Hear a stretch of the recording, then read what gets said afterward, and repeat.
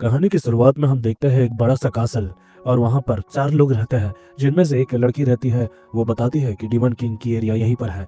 तभी दूसरी लड़की बोलती है कि हाँ, मैंने जहां तक जितना भी पता लगाया है, डीमन किंग की पावर काफी ज्यादा खतरनाक है, लेकिन उम्मीद है योगा तुम ये कर पाओगे। तब हमें पता चलता है दोस्तों कि पीले बाल वाले लड़के का नाम योगा है और हम इसे योगा बुलाएंगे। हम देखते हैं कि योगा है वो आगे बढ़ रहा होता है। तभी वहां पर उसे डीमन किंग का एक सर्वेंट मिलता है जो बोलता है, पहले तुम्हें मुझे हराना पड़ेगा, तब जाके तुम उनको हराओगे। हम देखते हैं कि वो उसे मारने की काफी ज्यादा कोशिश करते हैं, लेकिन ऐसा नहीं होता और अंत में वो एक एक्सप्लोजन की मदद से वो डीमन किंग का सर्वेंट उसने धूल चटा देता है। दूसरी तरफ हम देखते हैं कि जो बंदा है यानी डीमन किंग का सर्वेंट, वो उन सबको हील भी कर देता है क्योंकि वो दिल का अच्छा है। तभी उसकी नजर पड़ती है वही ब्लू बाल वाले लड़की पर, जिसको देखकर वो लट्टू हो जाता है और बोलता है ये तो बिल्कुल मेरी टाइप की है। उसके बाद तभी उनके बाकी के लोग आते हैं यानी उसके साथी, और बोलते हैं कि बताइए अब हमें क्या करना है, क्या हमें इन्हें जान से मार देना है। तब वो बोलता है नहीं, आगे एक विलेज है, तुम्हें वहां पर उन्हें फेंक देना है, फिर बाकी वो लोग अपना समझ लेंगे। और वो लोग ऐसा ही करते हैं। फिर हमें 1 महीने बाद की कहानी दिखाई जाती है। दूसरी तरफ हमें योकी के बारे में दिखाया जाता है। दोस्तों योकी वही डेविल का सर्वेंट होता है, तो हमें इसे योकी बोलेंगे। तभी हम देखते हैं कि उनके जो सुपीरियर्स रहते हैं लॉर्ड जाइकल, वो बोल रहे होते हैं कि तुमने हीरो टीम को कितनी बार हराया है। तब वो बोलता है 13 बार माय लॉर्ड। तो ये काफी अच्छी बात है, ऐसा लॉर्ड जाइकल उसे बता रहे होते हैं। लेकिन वो ये भी बोलते हैं कि तुम उन्हें जान से क्यों नहीं मारते हो, तब टेंशन खत्म हो जाएगी। तब वो बोलता है कि मैं कमजोरों को मारकर मान सम्मान नहीं गिराना चाहता हूँ।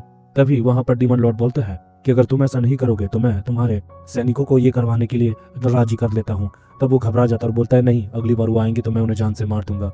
और ऐसा वो बोल कर जा रहा होता है। वो ये भी सोचता है कि अगर वो सैनिक मिलकर उस टीम को मार दिए तो फिर बहुत दिक्कत होगी और वो ब्लू बाल वाली लड़की की भी जान खतरे में है, जिसे योकी को लगाव रहता है।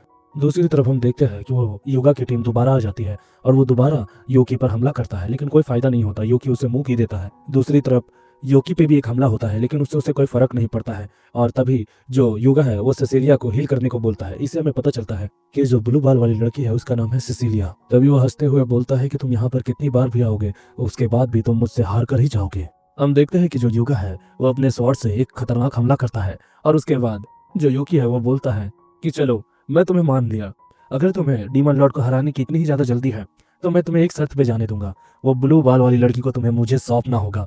तब जो युगा है इसको लेकर मान नहीं रहा होता है। तभी बगल की जो लड़की रहती है यानी उसकी पार्टी की, वो बोल रही होती है कि देखो ये काफी अच्छा मौका है। तब वो बोलता है कि नहीं, मैं अपनी टीम की जान खतरे में नहीं दूंगा। तब वो बोलती है जरा सोचो, क्या तुम दुनिया को चुनना चाहोगे या फिर केवल एक लड़की को चुनना चाहोगे। तभी दूसरी तरफ हमें सिसिलिया को दिखाया जाता है जो कि बोलती है कि मुझे स्वीकार है, तुम लोग आगे जाओ युगो, मैं अपने आप को सेक्रीफाइस करने को तैयार हो, ऐसा वो बोल रही होती है। तभी जो युगा है वो मान जाता है और वो चला जाता है आगे।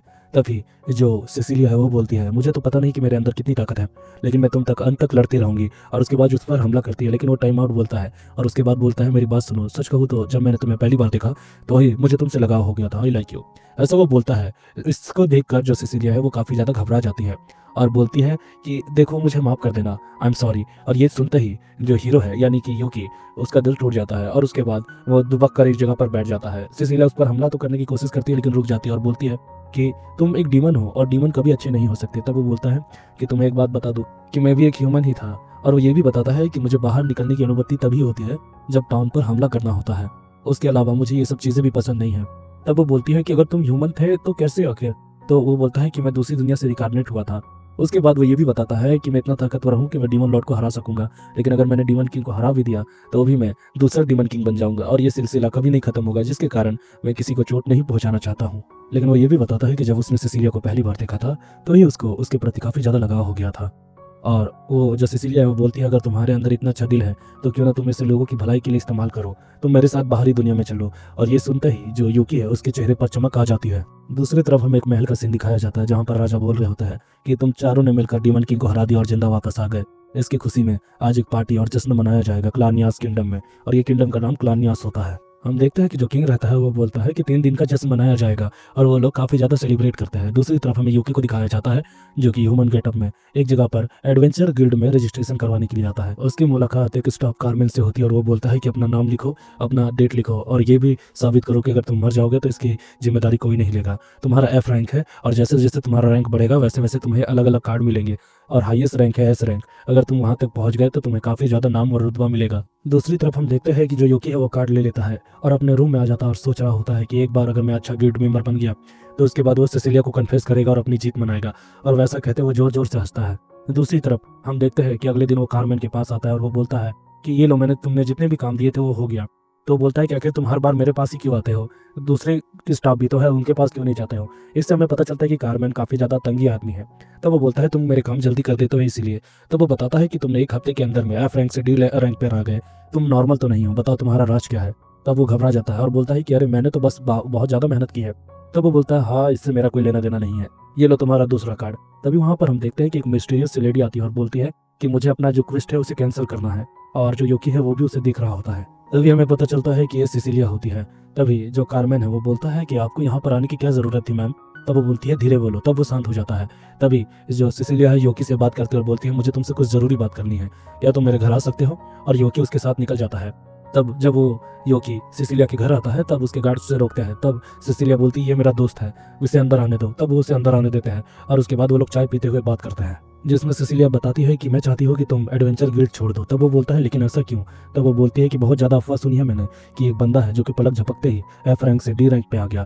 देखो सच्चाई ये है कि तुम जानते हो युगो को, जब डीमन किंग मर गया तो उसके बाद सब जगह शांति हो गई, लेकिन अब लोग काफ़ी ज़्यादा अपना नाम और रुतबा बनाना चाहता है अपनी कंट्री को लेकर, जिसके कारण उसे काफ़ी ज़्यादा मैरिज प्रपोजल आ रहा है अनदर किंग से, जिसके कारण अगर वो जो भी कंट्री में जाएगा तो लोग उसे एक चारा के रूप में इस्तेमाल करेंगे और उसके बाद उसके द्वारा अलग अलग लड़ाइयाँ कराएंगे और इंसानियत को ख़त्म करेंगे। ये चीज़ मुझे पता चली है, इसीलिए मैं चाहती हूँ कि तुम दोबारा से अपनी स्पॉटलाइट में आ जाओ और ये सब छोड़ दो। तो वो बोलता है लेकिन मुझे अपना खर्चा भी तो चलाना होगा। तो वो बोलती है कि सच कहूँ तो मेरे पास ज़्यादा कुछ है नहीं, लेकिन मैं मैनेज कर दूंगी सब चीज़। मैं तुमसे रिक्वेस्ट करती हूँ प्लीज़, क्या तुम मेरी बात मानोगे। ऐसा वो रिक्वेस्ट करते हुए बोलती है। तभी जो योकी है वो बोलता है चिंता मत करो और अपने सिर को ऊपर कर लो। वो ये भी बताता है कि चिंता मत करो, योगा की तरह मैं बिकाऊ नहीं हूँ, चाहे मुझे कितने भी प्रपोजल आए मैं किसी को भी एक्सेप्ट नहीं करूंगा और किसी का साथ भी नहीं दूंगा, क्योंकि मैं केवल तुम्ही को पसंद करता हूँ और तुम्हारे साथ ही रहूंगा। ऐसा वो सुनते ही हंसने लगती है। तभी जो योकी है वो बोलता है कि सीट, इस बार भी मैंने गड़बड़ कर दी। तभी हम देखते हैं कि सिसिलिया को कोई आवाज़ देती है। फिर हमें इंट्रोडक्शन होता है सिसिलिया की मदर का, जो कि योकी से बात करना चाहती है। योकी बोलता है चिल्लाने के लिए माफ़ कीजिएगा। तब वो बोलती है नहीं कोई बात नहीं है, वैसे तुम मेरी मेड को जानती हो सोफिया। तब वो अपनी मेड को एक काम देती है कि 206 हड्डी जानती हो ना, ह्यूमन बोन में होता है, वो सारे मुझे ला कर दो। इसको सुनकर जो योकी है वो घबरा जाता है। तभी जो सिसिलिया है वो बोलती है मॉम कम ऑन। तब वो बोलती है कि चलो ठीक है मेरी मेड सोफिया तुम चली जाओ। तब हम देखते हैं कि उसकी मेड सोफिया चली जाती है। वो बोलती है कि तुम्हें पता है ना कि जो सिसिलिया है वो मेरी डॉटर है और उसको काफ़ी ज़्यादा मैरिज प्रपोजल आ रहा है, जिसमें से योगा का भी एक मैरिज प्रपोजल है। इसे सुनकर जो योगी है वो आग बबूला हो जाता है और उसके बाद वो काफ़ी ज़्यादा गुस्सा हो जाता है। तब वो शांत हो जाता है।